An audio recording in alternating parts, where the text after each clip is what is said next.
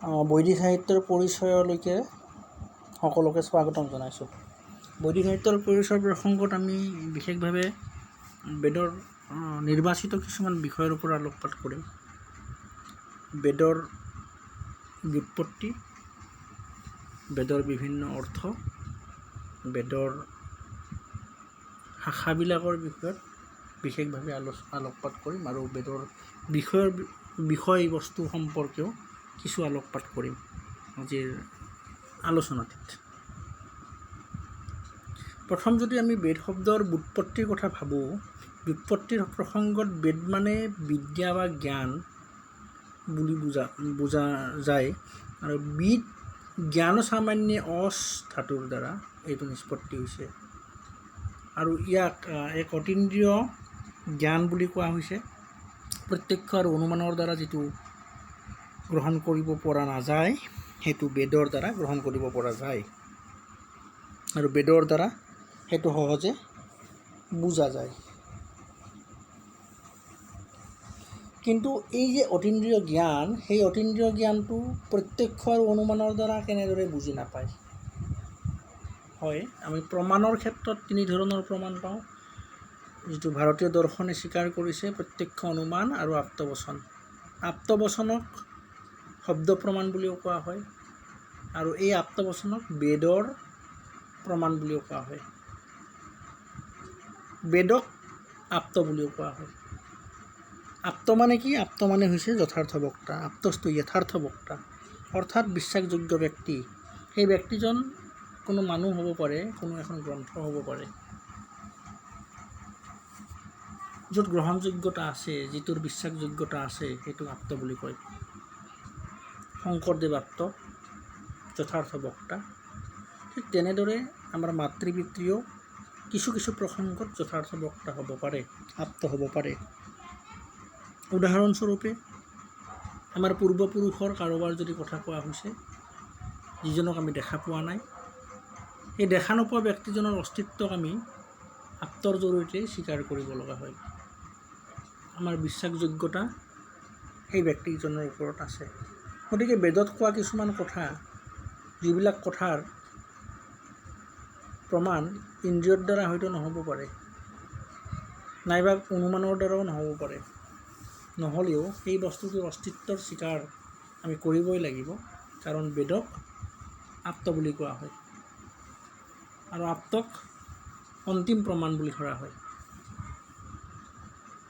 সেইকাৰণে বেদ শব্দটোক আমি শ্ৰুতি বুলি কওঁ। শ্ৰুতিৰ জৰিয়তে যিটো জ্ঞান আমাৰ হয়, পৰম্পৰাই যিটো জ্ঞান আমাক দিয়ে, সেইকাৰণে কৈছে প্ৰত্যেক সেনানুমিত্যা বা যস্তুপায়ো নবিদ্যতে এনেং বিদন্তি বেদেন তস্মাৎ বেদস্য বেদতা। এইটো যাজ্ঞবল্ক্যই কৈছে। প্ৰত্যক্ষ আৰু অনুমানৰ দ্বাৰা যিটো বস্তু পাবলৈ সহজ নহয় আৰু সেই বস্তুটো যাৰ দ্বাৰা পোৱা যায়, সেই অতীন্দ্ৰিয় জ্ঞান স্বৰূপ বিষয়ক বেদ বুলি কোৱা হয়। বেদৰ সেইকাৰণে অপৰিহীয়তাক স্বীকাৰ কৰা হৈছে। কোনো পুৰুষে বেদক সৃষ্টি কৰা নাই, লিখা নাই। ব্ৰহ্মাদ্যা ঋষয় সৰ্বে স্মাৰকাঃ ন তুকাৰকাঃ। আকৌ কোৱা হৈছে যুগান্তে অন্তৰ্হিতান চেতিহাসান মহৰ্ষয় লেভিৰে তপসা পূৰ্বম অনুজ্ঞাতা স্বয়ংভুৱা। এই তপস্যাৰ দ্বাৰা লব্ধ জ্ঞান আপ্তবাক্য বুলিও কোৱা হয়, শ্ৰুতি বুলিও কোৱা হয়, ত্ৰয়ী বুলিও কোৱা হয়। শ্ৰুতিস্তু বেদ বিজ্ঞেয় ধৰ্মশাস্ত্ৰম তু বৈ স্মৃতি। মনুসংহিতাই কৈছে শ্ৰুতিক বেদ বুলি কোৱা হয় আৰু ধৰ্মশাস্ত্ৰক স্মৃতি বুলি কোৱা হয়। স্মৃতি আৰু শ্ৰুতিৰ বিৰোধত কিন্তু শ্ৰুতি প্ৰমাণ সকলোতকৈ ওপৰত। গতিকে শ্ৰুতিৰ এক বিশেষ মহত্ব আছে।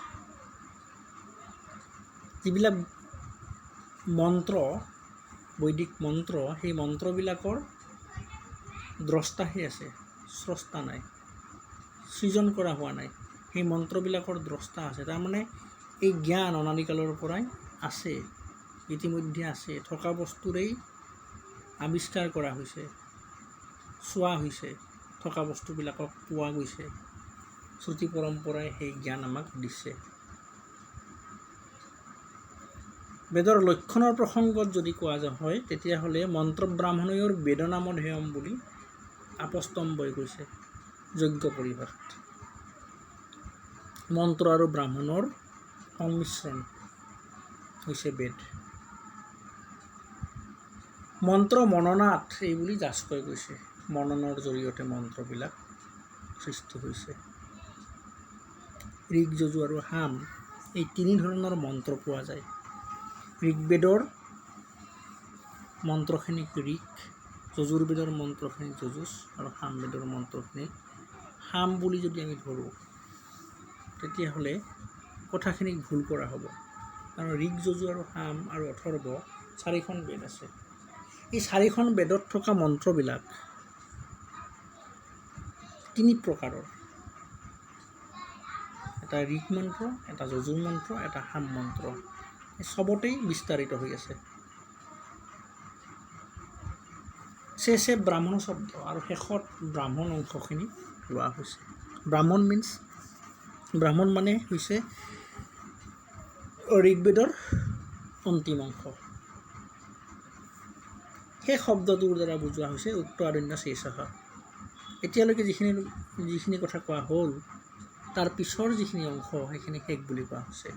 গতিকে মন্ত্ৰবিলাকৰ ব্যাখ্যা কৰা হৈছে, মন্ত্ৰ কি এই বিষয়ে কোৱা হৈছে। তাৰে পিছত অৱশিষ্ট যিখিনি আছে সেইখিনি ব্ৰাহ্মণ পদবাচ্য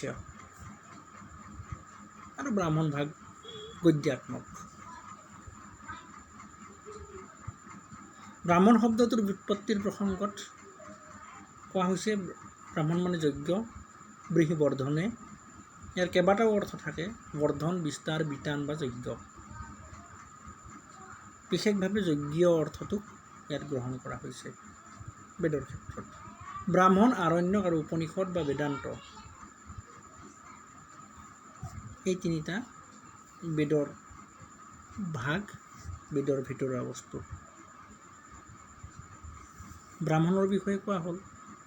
আৰণ্যক আৰু উপনিষদো বেদৰ এই অংশ।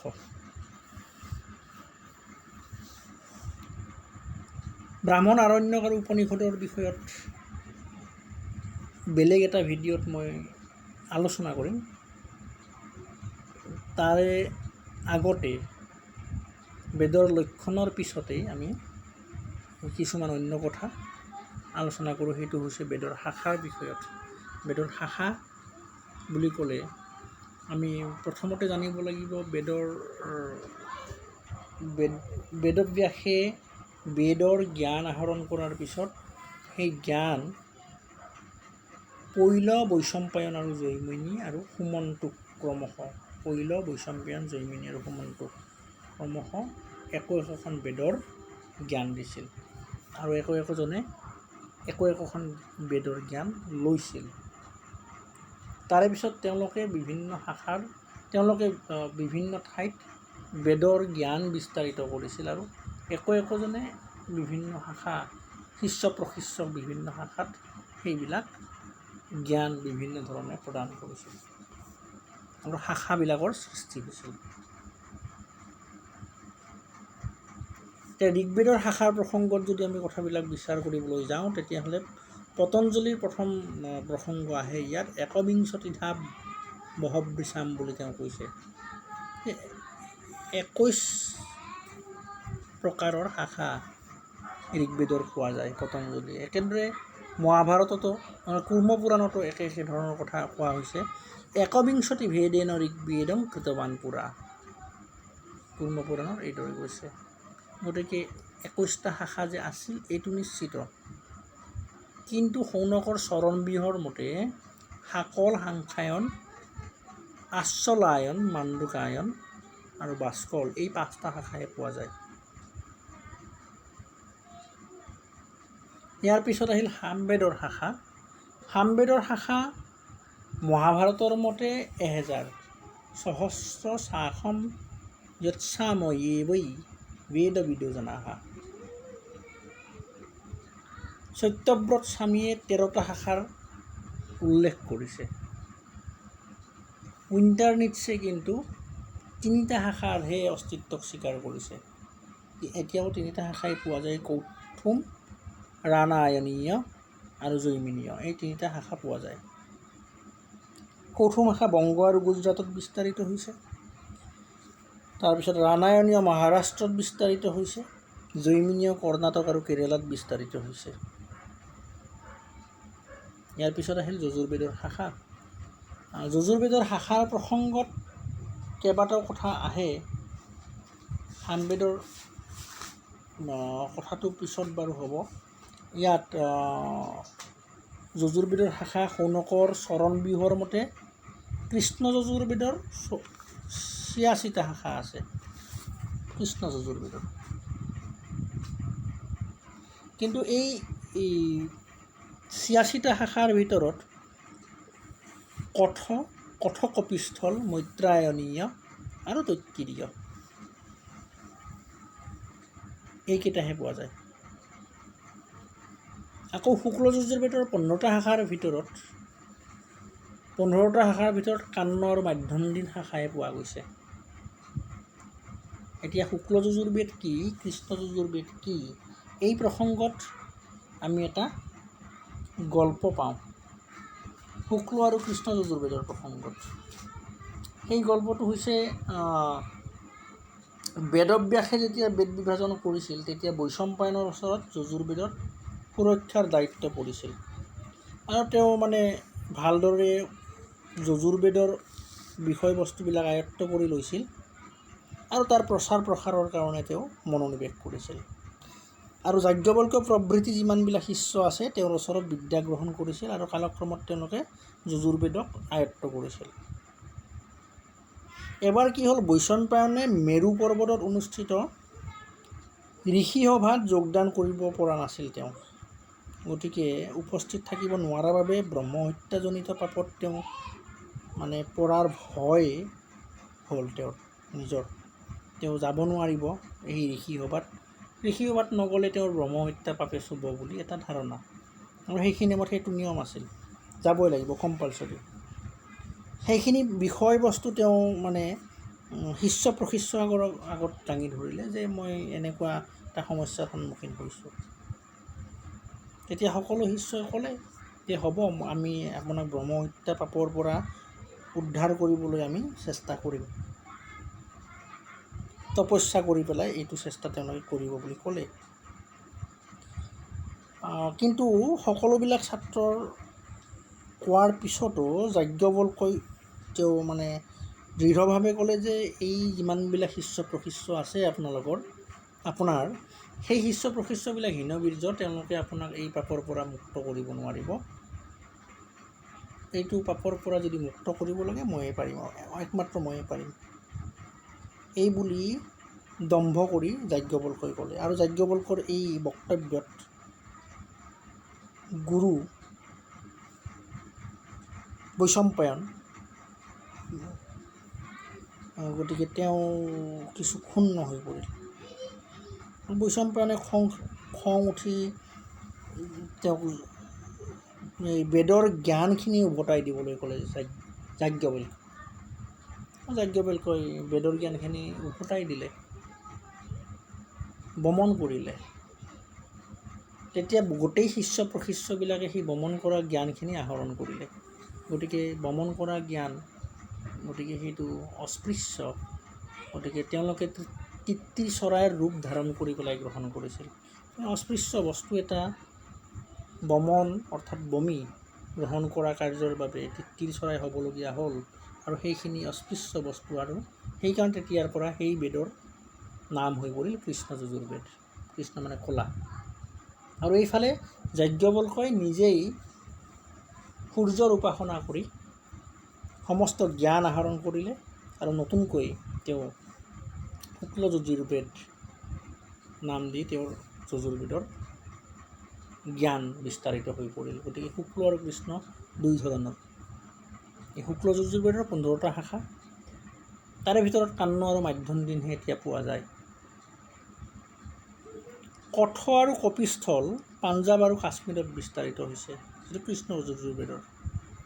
ঠিক তেনেকৈ মৈত্ৰায়নীয় মহাৰাষ্ট্ৰত বিস্তাৰিত হৈছে, তৃতীয় দাক্ষিণাত্যত, মাধ্যন্দিন অংগ-বংগ, কন্যাকুব্জ আৰু গুজৰাটত, কান্যকুব্জ আৰু গুজৰাটত, আৰু কান্ন অসমত বিস্তাৰিত হৈছে। এতিয়াও কান্ন শাখাৰ ব্ৰাহ্মণ পোৱা যায় অসমত।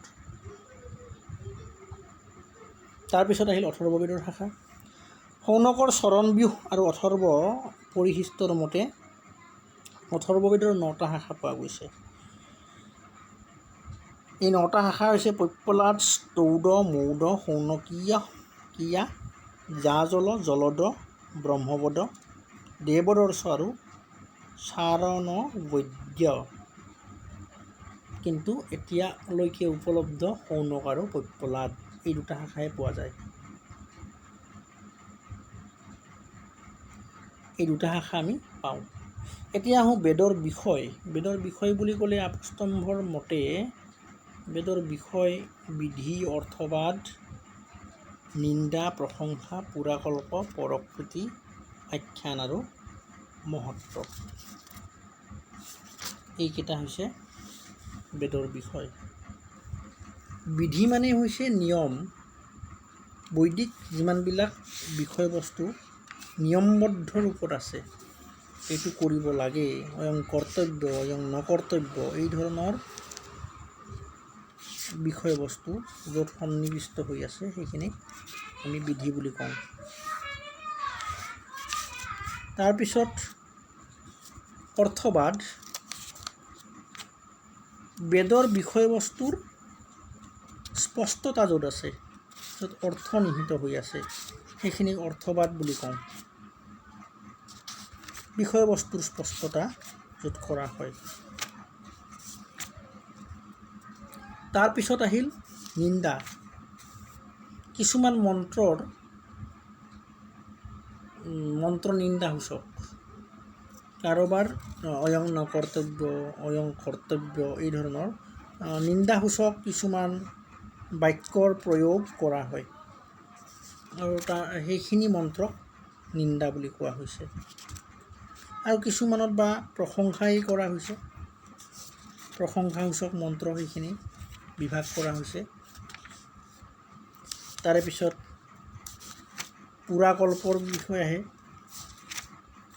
পুৰাকল্পৰ পিছত পৰকৃতি। আখ্যান আৰু মহত্ব বিষয়টো পিছৰ বিষয়। একচুৱেলি পৰকৃতিলৈকেহে বিষয়বস্তুৰ বিবেচন কৰা হৈছে। যেনেকৈ ধৰক বিধিৰ ক্ষেত্ৰত স্বৰ্গ কামনা যিসকলে কৰিছে,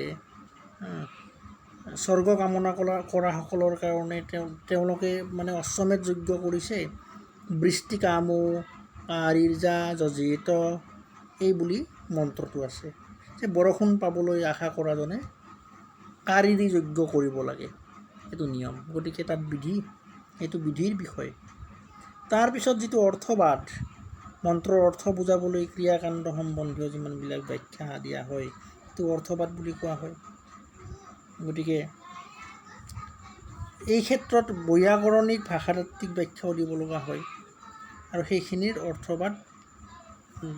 অৰ্থবাদৰ ভিতৰুৱা। গতিকে এইখিনি আলোচনামূলক ব্যাখ্যা। তাৰপিছত নিন্দা বিষয়ক যিখিনি ক'লোঁ, তথা ন হোতব্যম, তথা ন কৰ্তব্যম, এই ধৰণৰ মন্ত্ৰৰ প্ৰয়োগ য'ত কৰা হৈছে, এই ধৰণৰ সমালোচনা কৰাকেই নিন্দা বুলি কেটেগৰাইজ কৰা হৈছে। তাৰপিছত প্ৰশংসাৰ ক্ষেত্ৰতে একেধৰণৰ ভাল লগা মতক অনুমোদন কৰা স্তুতি বাক্যক প্ৰশংসা বুলি কোৱা হৈছে। আৰু এই ধৰণৰ বাক্য যেনেকৈ যৎ স্তুয়তে তৎ বিধীয়তে, যৎ নিন্দ্যতে তৎ নিধীস্যতে, এই ধৰণৰ প্ৰশংসা বিষয়ক বাক্যৰ প্ৰয়োগ। এবং বেদ, এই ধৰণৰ বাক্যাংশৰ যোজনা য'ত থাকে।